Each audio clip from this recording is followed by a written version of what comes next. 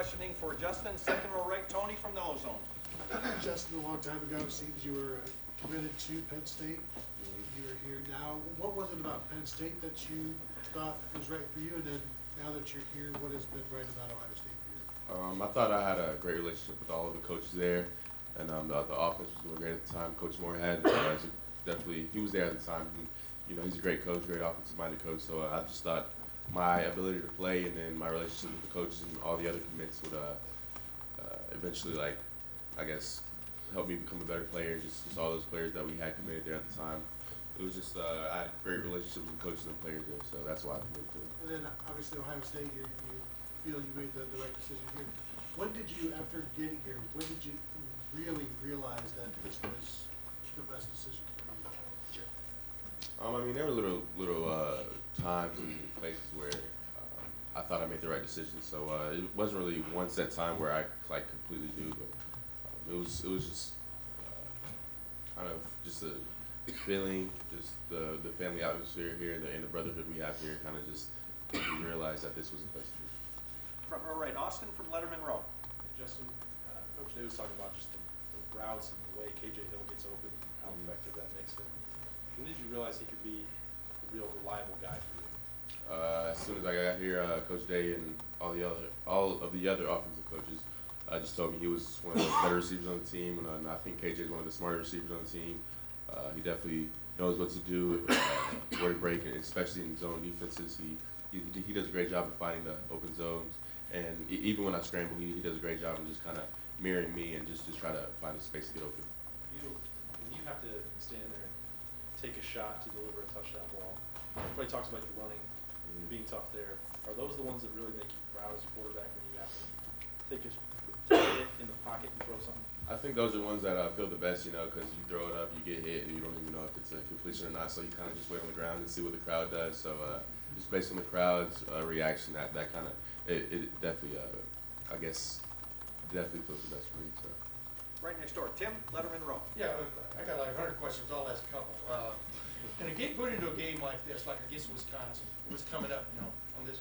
Is there a sense by you that it's a whatever it takes approach? I would think there might be games where they're cautioning you against running too much and things like that. But what is just your sense this week? Is it whatever it takes from your position? I think that's for every game with me, whatever it takes, because I'm willing to do whatever it takes to win every game. So it's not really certain games. I think when coach needs me to do certain things or the team needs me to do certain things, I'm willing to do it.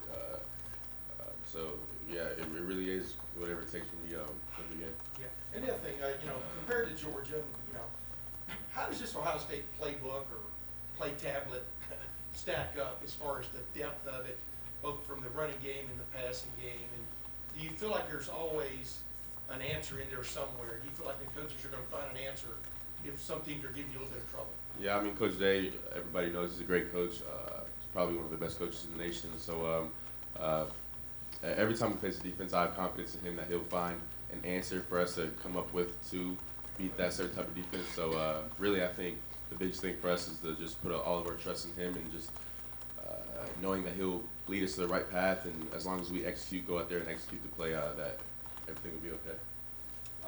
Right next door, Bill from the Dispatch. Justin, Penn State's run defense is obviously very, very good. The pass defense has been somewhat vulnerable. You haven't had a chance to really rack up big numbers. I know you're not about this, but the fact that the passing game could be so crucial in this game, does that get you even more excited about this game? And how do you kind of approach that aspect of it? I don't really get excited or I'm kind of an even kill guy, so I don't really my emotions don't really change. So I'm just going into this game like every other week, same preparation, same focus at practice, and we just have to make sure everybody on the team is focused at all times of practice and in meetings. So I think that'll help us do better on the field because Coach Day talks about when talent equates.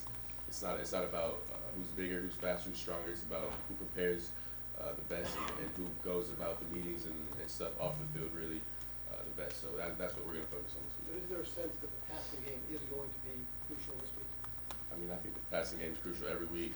No matter who we play, I think it opens up the running game. I think the running game opens up the passing game. So there's not really any I don't really know the word for it, but there's not really any we're gonna pass more this week or something like that. So I think we're just gotta execute on all cylinders this week. So. Right next door, Joey from the Dispatch. Justin, when you decommitted from Penn State in your Twitter post, you said it was one of the hardest phone calls you had to make. What do you remember about calling them in that day? Yeah, I just remember like before I called Coach Franklin, I was like nervous. I was like, I don't want to do this right now. But I talked to my dad before, and we just felt like it was the best decision for me at the time because I was kind of blowing up in my recruitment, and I really didn't want to go that far in terms of leaving home. So, and I wasn't fully committed to the team and fully committed like to the other committees, so I kind of felt bad talking to other schools and stuff like that. So yeah, I just talked to Coach Franklin, and Coach Franklin, he didn't see it coming, so just having that phone call with him, it definitely was one of the hardest phone calls I've ever had to make. Is decommitting harder than people maybe think? I think based on your relationship with the coaches, because me and him had such a good relationship, and I had such a good relationship with Coach Moorhead, I think just the relationship you have with the person, like that, like makes it harder. So it might be not as hard for a person who doesn't have that good relationship with their coach. So it's like it's really like breaking up your girlfriend. Say if you have a good relationship with her or whatever, you don't want to break up with her, but you might have to because just circumstances outside. So. Front row left, Mitch from the AP. Justin, you had talked several weeks ago about how you were taking all your classes online. Can you just talk a little bit about, you know, how you fit that online schedule into your football life and what classes you're taking too, like, you know, I have like, all right, so this got totally blown out of proportion like a few weeks ago. So I have one in class and then a lab that's in class too. So What is that? But the rest of them, what are the classes? weather and climate. So yes, it's I think we have other few players in there, Chris Olave and then Cam Babbs in there too. So I'm in there with them, and the rest of my classes are online. So usually the assignments are usually due all on the same day, so that makes it easier for me. So I kind of know my schedule ahead of time and kind of what I need to focus on during the week, and kind of just set out a schedule ahead of time and stuff like that. So I think having online classes and you knowing when the due date is helps plan out your schedule like in the future. So that's pretty much why I did that. How many online classes do you have? You have the one in? Too many. the one- To be What's honest, that? too many classes to be honest, but I think like 5, maybe 4 or 5. So yeah. Far left, Lori from 610 WTVN. Justin, James Franklin today was currently talking about Sean Clifford receiving death threats. I'm wondering how you deal with the fact that athletes and quarterbacks in particular are such targets for criticism. I mean, you even just now talked about your class schedule getting blown out of proportion. How do you deal with that? Yeah, I think that's just crazy to me. I mean, I feel like people, I think people don't understand athletes in our point of view. I guess we're more than an athlete, so just receiving death threats over a loss like that, like that's I don't even know what to say to that because that just blows my mind. And I know Sean's a great kid, a great guy. So and we're friends. So just hearing that from him, that really just blows my mind. And I really don't even know what to say to that because that just like if that ever happened to me, I wouldn't know what to do because that's never happened to me before. But yeah, just hearing that, and hearing that he had to go through that definitely this just really blows my mind. And I'm really at a loss for words for that, to be honest with you. How have you avoided being that? Is it just because you haven't had a competitive game at Ohio State and you decommitted from Penn State? It's not like you haven't had moments that wouldn't make fans angry. How have you avoided it? I don't really know how I've avoided it. I don't know how to like attract that. So I just feel like people maybe might put too much pressure on athletes or something like that. But I've like that subject I have no like input on, to be honest with you, because that's never happened to me before. But yeah, that's just crazy to hear that. Third row left, Edward from ESPN. Justin, how have you and your teammates kind of rallied around Chase the last couple of weeks? What did you do to make sure that he didn't hang his head too low? We just picked him up.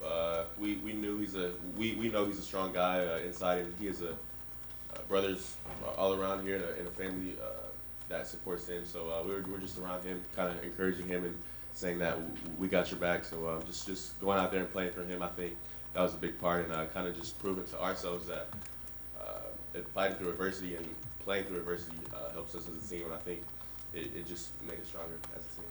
what was it like to see him back in game prep this week?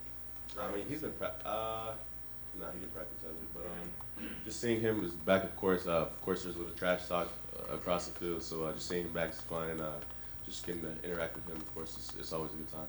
Did you see like a little bit more energy from him? Nah, Chase is always full of energy and always talking trash, so it was pretty much the same Chase as always. You got time for just a couple more questions. Third row, middle, Patrick from 24/7. Justin, I don't know how much you've paid attention to Ohio State recent history, but the last two Penn State games have come down to the wire almost, with JT and then Dwayne having to have big drives.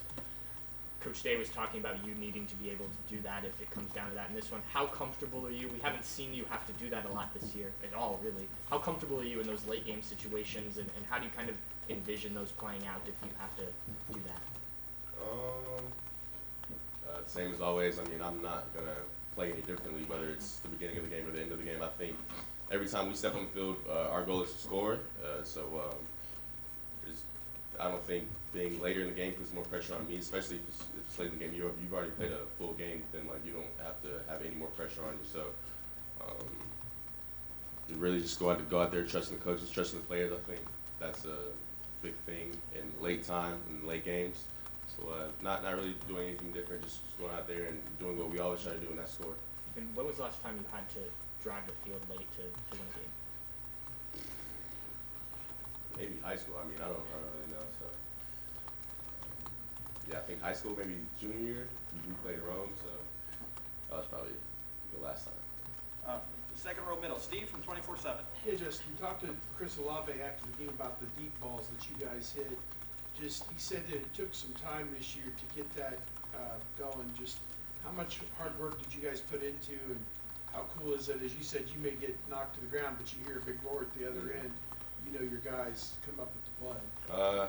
Chris is a great receiver, of course, and he's definitely a speedy guy. So just seeing that actually work out, that definitely shows that hard work pays off. So we put a lot of work into that in the off season and just during practice and stuff like that. So I think just working hard and just working on those deep balls and just working on the timing and stuff like that definitely helps the team out a lot. And we're definitely glad to actually see the hard work here. Game like this, you may not have that opportunity quite as often, although they have given up a few big plays here and there. Just your thought on taking what they give you in this type of game and not maybe trying to force something in there. I think that's a big part of playing quarterback, just taking what the defense gives you, because when you start to force things, that's when turnovers happen. And our plan to win is having no turnovers, so I think turnovers is a big thing in a game, so just making smart decisions and taking what the defense gives us, I think that'll be a big part into going into this game. Third row, right, Rob from the Dispatch. Kind of related to that, most every quarterback has a favorite receiver, whether it's Tom Brady, whether it's Drew Brees. What goes into that? Is it just a guy that gets open? Is it a chemistry thing? What goes into what, like having a favorite receiver? Yeah, and yeah. I don't really have a favorite receiver here. I mean, I think we have a lot of great receivers here, but I think they just bring something different to the table. I think Ben, he's a big body, he can jump and go get the ball. He's a great route runner. KJ, great route runner, smart. Chris, he can definitely take you deep. So I think different guys on the team bring different aspects to the game. There's just no way I can just choose one favorite receiver, because I feel like they just have different games. So it's hard for me to actually choose one guy. So I don't really try to choose a favorite receiver. I just go through my reads and just throw to who's open, really. So there's no worry of forcing that into a certain guy? Yeah, no, not at all. Justin, thank you very much.